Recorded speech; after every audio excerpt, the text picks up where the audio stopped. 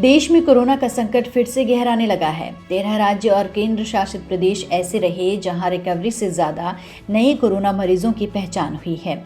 4 राज्यों और केंद्र शासित प्रदेश में कोरोना की दूसरी लहर ने दस्तक दे दी है। इसमें महाराष्ट्र, पंजाब, जम्मू कश्मीर और चंडीगढ़ शामिल हैं। महाराष्ट्र में पिछले 10 दिन, पंजाब में 12, चंडीगढ़ में 10 और जम्मू कश्मीर में 7 दिन से लगातार एक्टिव केस बढ़ रहे हैं। केरल में हालात अब काबू में आने लगे हैं। यहाँ सोमवार को 2841 एक्टिव मरीजों की संख्या में कमी आई है।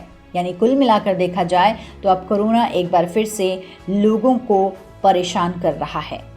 महाराष्ट्र में कोरोना वायरस के बढ़ते मामलों को देखते हुए अब मुंबई पुलिस में भी वर्क फ्रॉम होम की शुरुआत हो रही है। महाराष्ट्र पुलिस के अपर पुलिस महासंचालक की तरफ से इसको लेकर आदेश जारी किया गया है।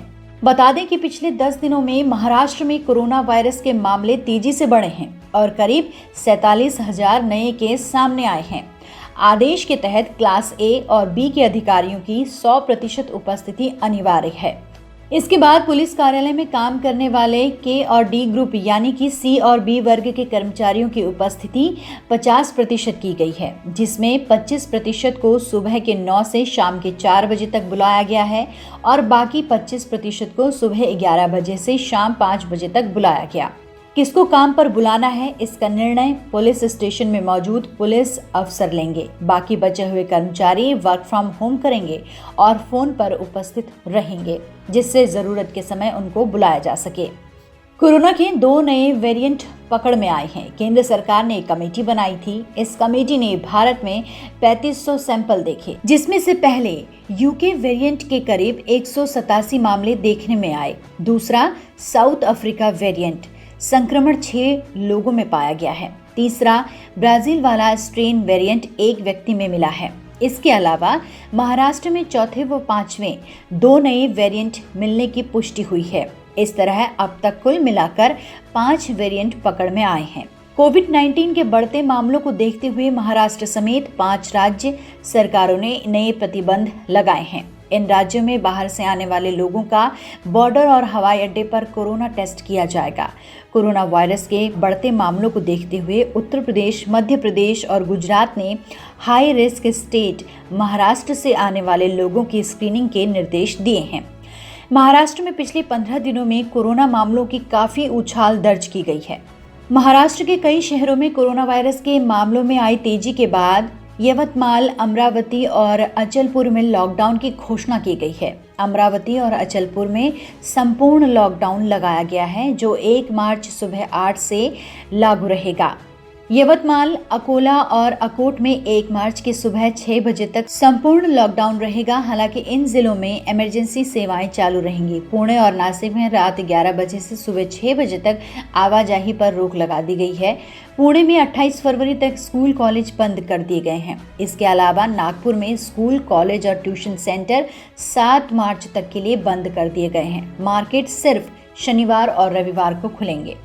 देश में अब तक कुल 1,56,567 लोगों की मौत हो चुकी है। देश में अब तक 1,07,26,702 लोग कोरोना संक्रमण से ठीक हो चुके हैं।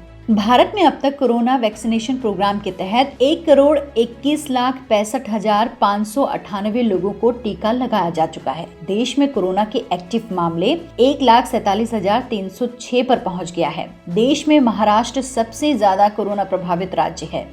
महाराष्ट्र में कोरोना के मामले 21 लाख के आंकड़े को पार कर गया है। वहीं महाराष्ट्र में अब तक 51,815 मौतें हो चुकी हैं। केरल में 10 लाख से ज्यादा तो कर्नाटक में 9 लाख से ज्यादा कोरोना के मामले हैं। आंध्र प्रदेश और तमिलनाडु में कोरोना के मामले 8 लाख के आंकड़े को पार कर चुके हैं।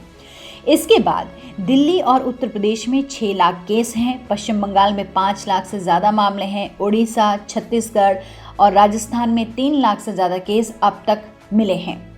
बिहार, हरियाणा, असम, तेलंगाना, गुजरात, मध्य प्रदेश में 2 लाख से ज्यादा मामले हैं। पंजाब, जम्मू कश्मीर, झारखंड में 1 लाख से ज्यादा कोरोना केस हैं। उत्तराखंड में भी कोरोना के मामले 96,000 का आंकड़ा पार कर गया है। हिमाचल और गोवा में 50,000 से ज्यादा केस हैं। कोरोना वायरस टीकाकरण अभियान अब अपने अगले चरण में प्रवेश करने वाला है। स्वास्थ्य कर्मियों और फ्रंट लाइन वर्कर्स के बाद अब अगले महीने से देश की आम जनता को भी कोविड-19 वैक्सीन की डोज देने का काम शुरू किया जाएगा। केंद्रीय मंत्री प्रकाश जावड़ेकर ने बुधवार को बताया कि 1 मार्च 2021 से 60 साल से ज़्यादा उम्र के 10 करोड़ से ज़्यादा लोगों और 45 साल से ज़्यादा उम्र के लोग जिनको कोई दूसरी बीमारी है, उनका टीकाकरण किया जाएगा।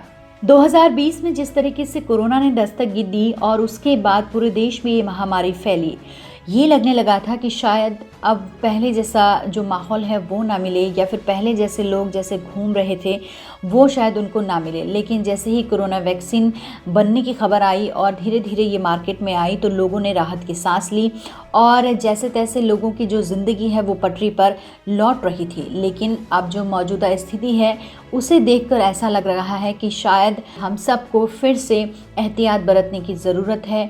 जब तक एहतियात नहीं बरता जाएगा तब तक ये कोरोना वायरस जड़ से ख़त्म नहीं होगा।